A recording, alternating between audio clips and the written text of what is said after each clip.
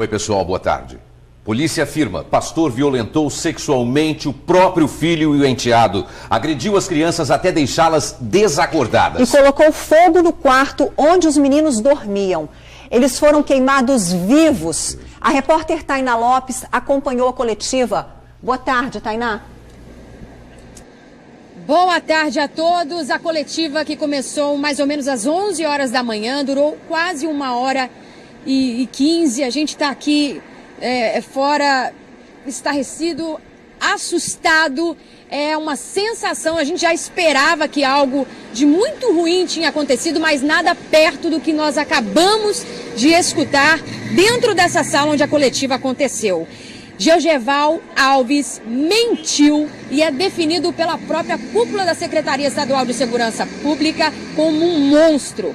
Lista crimes que são definidos por eles como pavorosos. E eu convido você a escutar com detalhes como ele agiu friamente em relação a essas crianças na sonora do doutor André Jareta, que é titular da Delegacia Regional de Linhares. Acompanhe como foi a ação de George com base nas investigações.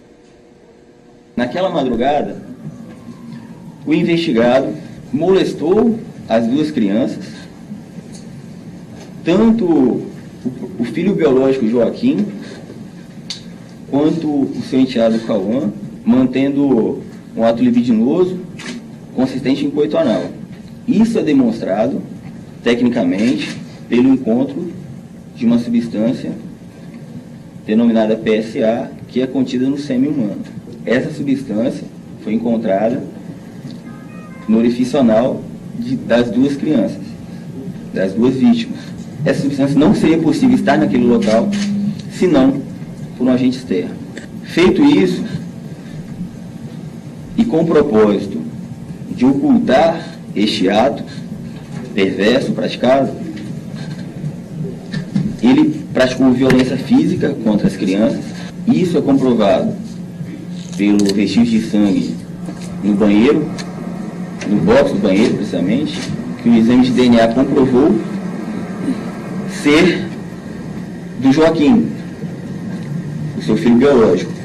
E com as duas vítimas ainda vivas, porém desacordadas, o investigado as levou até o quarto das crianças, as colocou na cama e, utilizando-se de um agente acelerador, um líquido inflamável, um derivado do petróleo, um combustível, ateou fogo nas crianças e no local, naquele quarto, fazendo com que elas fossem mortas pela ação do fogo, do calor, obviamente, do fogo. Elas morreram pela carbonização. São muitas informações, eu estou aqui com papéis, muitas anotações e a cabeça ainda um pouco confusa, porque realmente é uma coisa que choca, até mesmo nós jornalistas que lidamos com tanta coisa difícil ao longo da nossa profissão. Esse é um crime que especial chocou todo mundo dentro daquela sala. Mas eu vou tentar passar algumas coisas do que foram ditas durante a coletiva. O que acontece? Na visão do Corpo de Bombeiros, que foi a primeira equipe a chegar ao local do incêndio, tudo aconteceu rápido demais. O quarto queimou numa velocidade muito rápida. Então isso já começou a trazer elementos que não condiziam com um incêndio que a princípio poderia ter partido de um ar-condicionado. Através de exames periciais, a própria perícia da Polícia Civil constatou e foi encontrado uma espécie de combustível, principalmente perto do corpo das crianças, ou seja, elas realmente morreram carbonizadas, uma vez que também foi encontrado substâncias que elas aspiraram, substâncias vindas dessa fumaça tóxica. Só que o que acontece? Se elas ainda estivessem conscientes, com vida, provavelmente elas teriam reagido, elas teriam se manifestado, mas não, elas já estavam desacordadas. E esse combustível, mais precisamente ao redor do corpo delas, fez com que tudo queimasse muito rápido. O quarto queimou muito rápido. O tenente-coronel Ferrari, Corpo de Bombeiros de Linhares, disse que o local, quando eles chegaram ao local, que foi uma espécie de 10 minutos até perceberem a fumaça, tudo estava completamente destruído. O que tira essa questão, a possibilidade dessa questão de ter começado no ar-condicionado. O secretário estadual de Segurança Pública está chegando aqui agora para conversar ao vivo com a gente. Secretário, muito obrigada pela sua participação. Eu estou dizendo aqui para os meus telespectadores que é chocante, emociona, deixa a gente, como o senhor mesmo disse, aterrorizado com uma situação como essa. É um caso aterrador, é um caso pavoroso. Os nossos delegados, os nossos investigadores, os nossos peritos criminais, os nossos peritos de incêndio do Corpo de Bombeiros, eles possibilitaram para que pudéssemos hoje aqui estar levando a verdade para a sociedade capixaba. Foi um trabalho profissional, maduro, todos nós tínhamos a perfeita consciência que esses 30 dias que se passaram, 31 dias, era o momento de se trabalhar, de se investigar, de se esclarecer e não de falar. E aí a imprensa e a sociedade precisam entender isso, que a polícia precisa do tempo para esclarecer tudo, e foi isso que foi feito. Esclarecemos em 31 dias, não é? E nos deparamos com uma situação que nos deixa estarrecidos. Aqui eu falo como pai também, estarrecidos. Os laudos periciais produzidos, as investigações não deixam dúvidas, os laudos são conclusivos, são indiscutíveis, são inegáveis, são esclarecedores, os laudos, e nos apontam que a causa do incêndio foi causa humana, provocada por um agente combustível, onde o ponto agudo do incêndio foi justamente o corpo das crianças. Apontam que antes do incêndio houve abuso sexual. A perícia detectou uma substância chamada PSA, que contém no sêmen, no espermatozoide. Encontrou isso nas crianças. Elas foram abusadas, em seguida elas sofreram agressões, foram encontrados vestígios de sangue em 3 cômodos da casa, fora do quarto.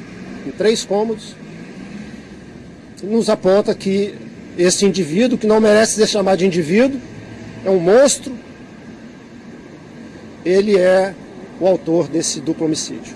O que a gente também percebeu durante a coletiva é que todo e qualquer caminho que podia ser percorrido para chegar a um inquérito conclusivo, sem dúvidas de nada, foi realizado. A gente viu o envolvimento de mais de 25 peritos nesse caso, o Corpo de Bombeiros também com aquelas principais informações, o conflito do depoimento do George por parte de tudo o que havia acontecido, mas a sociedade, secretário, também se pergunta até que ponto ele agiu sozinho nisso tudo.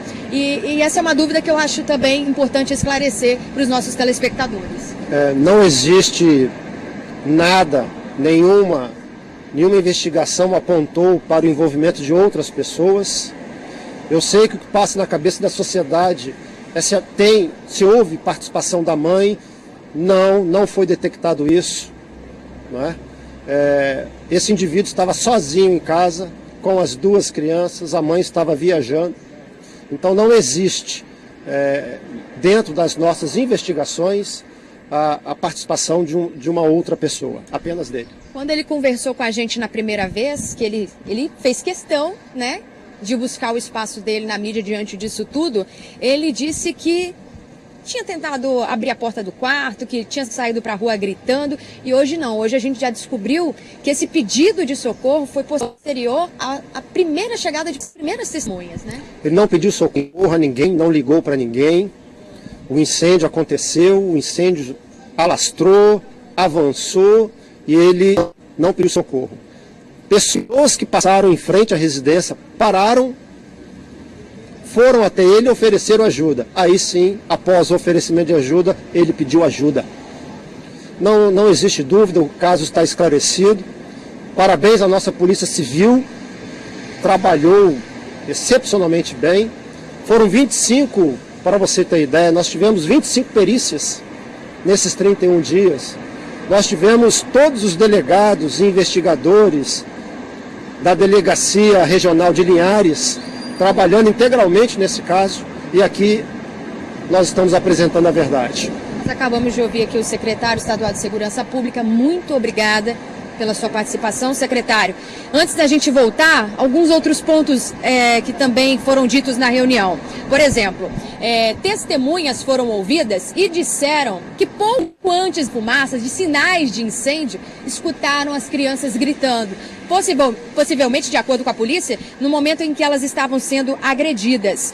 George Alves, como é conhecido o pastor, vai ser indiciado por duplo homicídio triplamente qualificado e duplo estupro de vulnerável. As penas somadas podem chegar a 126 anos de prisão. Vamos acompanhar agora como que foi toda essa trajetória, relembrar esse caso do início até aqui. Acompanhe o VT. A casa onde moravam Cauã e Joaquim pegou fogo na madrugada do dia 21 de abril. 2 dias depois, George Alves, pai de Joaquim e padrasto de Cauã, e a mãe das crianças, Juliana Salles, estiveram no Departamento Médico Legal de Vitória. Na saída, George concedeu uma entrevista onde relatou como teria acontecido o incêndio. Eles se abraçaram e eu não consegui, o fogo estava muito quente, eu queimei meus pés, minhas mãos. E eu saí, eu tava só de cueca, gritando, comecei a desesperar, 2 vizinhos, 2 pessoas que estavam passando vieram, me tiraram da casa, porque eu tentei umas 3 vezes entrar para salvar, mas eu já não ouvia mais a voz deles. Apesar de afirmar ter tentado salvar o filho e o enteado, o exame de lesão corporal apontou que George teve apenas uma pequena bolha de queimadura no pé. No dia 28, George Alves foi preso por suspeita de atrapalhar as investigações. No dia 10 de maio, os irmãos foram enterrados. Uma cerimônia marcada por tristeza e pelo desespero da mãe dos meninos. Quase um mês após a tragédia, no dia 17 de maio, delegados responsáveis pelas investigações afirmaram que o caso estava sendo tratado como homicídio doloso. Ontem, a Justiça prorrogou por mais 30 dias a prisão temporária do pastor. A própria polícia acredita que George ainda se aproveitou de toda a situação para se promover. Não sei se vocês se recordam, mas logo após, no outro dia, após tudo ter acontecido, ele foi até a igreja, pregou, falou com fiéis da igreja, procurou a mídia, se posicionou, disse que queria falar. Tudo isso para a polícia reflete no comportamento do George, como um homem sem sentimento. É isso que eles definiram. Ao longo da programação do nosso jornal, eu volto e daqui a pouco com a resposta dos advogados de defesa. Voltamos ao estúdio. Para mim, ele tem que pegar prisão perpétua, não sair nunca da cadeia, nem com indulto nenhum. Estou há 35 anos na comunicação e eu ainda não vou saber o que o ser humano é capaz de fazer. A gente viu aí, né? Nós ouvimos aí o secretário de Segurança Pública, o coronel Newton, se emocionou.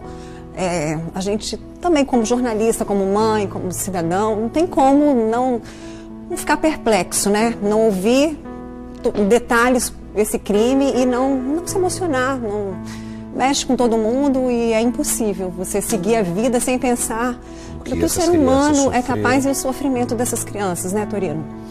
Mas verdade. A gente segue, daqui a pouco a Tainá volta com mais informações. A gente segue, se Deus quiser.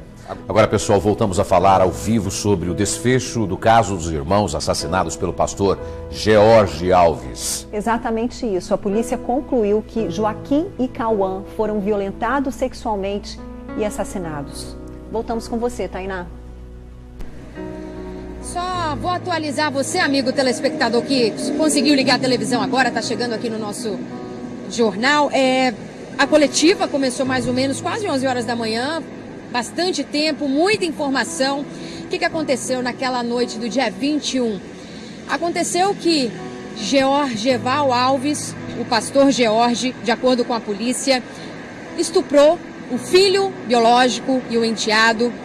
Após cometer esse crime, para ocultar esse crime, ele espancou as crianças. Elas desacordaram, ficaram desacordadas com a violência. Ele então as colocou no quarto, juntas, na cama. utilizou uma espécie de combustível. O combustível em si a polícia não conseguiu identificar, mas sabe que é algum tipo de combustível através dos exames. Principalmente nas crianças, distribuiu esse combustível, colocou fogo no quarto. Outras informações, ele não pediu ajuda. O que acontece? Ele ficou zanzando pela casa enquanto tudo acontecia, até que testemunhas, pessoas que avistaram a fumaça, chegaram ao local. Essas pessoas arrombaram o portão da